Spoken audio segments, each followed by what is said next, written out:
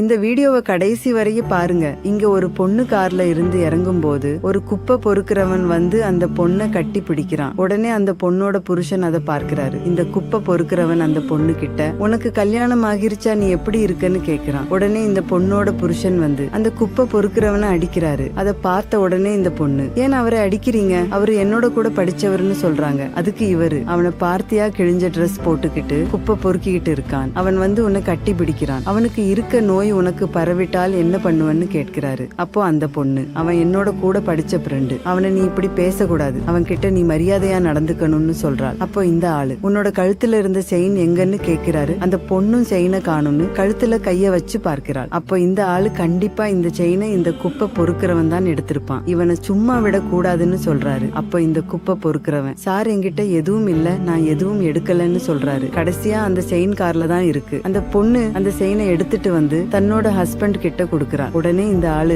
அந்த குப்பை பொறுக்கிறவன் கிட்ட, என்ன மன்னிச்சிடுங்கன்னு மன்னிப்பு கேட்டுட்டு, உங்களை நான் எங்கேயோ பாத்திருக்கேனே, உங்க அப்பா தானே 15 ஸ்டார் ஹோட்டல் வச்சிருக்காரு, நீங்க ஏன் இங்க குப்பை பொறுக்கிட்டு இருக்கீங்கன்னு கேக்குறாரு. அதுக்கு அந்த குப்பை பொறுக்கிறவரும், ஆமா என்னோட அப்பா 15 ஸ்டார் ஹோட்டல் வச்சிருந்தாரு, ஆனால் அவருக்கு கொஞ்ச நாளைக்கு முன்னாடி கேன்சர் வந்துருச்சு, அவர் இறந்து போயிட்டாரு. அவர் இறந்ததுக்கு அப்புறமா என்னோட சொந்தக்காரங்க என்னோட அம்மாவை ஏமாத்தி சொத்தை எல்லாத்தையும் அவங்க பேர்ல எழுதிக்கிட்டாங்க. நாங்க என்ன பண்றதுன்னு தெரியாம நானும் என்னோட அம்மாவும் தெருவுல குப்பை பொறுக்கி தான் வாழ்ந்துகிட்டு இருக்கோம்னு சொல்றாரு. அப்போ இந்த ஆளு, உங்க கதை கேட்கும் போது எனக்கே வருத்தமா இருக்கு, உங்களுக்கு என்ன உதவி வேணும்னாலும் என்கிட்ட கேளுங்க, நீங்க என்னோட வீட்டிலேயே வந்து தங்கிக்கோங்க, எங்களுக்கு மாடியில ஒரு வீடு இருக்கு, அந்த வீடு சும்மா தான் இருக்கு, நீங்க அங்க தங்கிக்கோங்க, வாடகை எல்லாம் எதுவும் கொடுக்க வேண்டாம், நான் என்னோட கம்பெனிலேயே உங்களுக்கு வேலை போட்டு கொடுக்கிறேன், மாசம் 50,000 சம்பளம்னு சொல்றாரு. இந்த ஆளு இந்த குப்பை பொறுக்கிற நபருக்கு உதவி செஞ்ச செயல் உங்களுக்கு பிடிச்சிருந்தா இந்த வீடியோவுக்கு ஒரு லைக் போட்டு கமெண்ட்ல சூப்பர்னு கமெண்ட் பண்ணுங்க.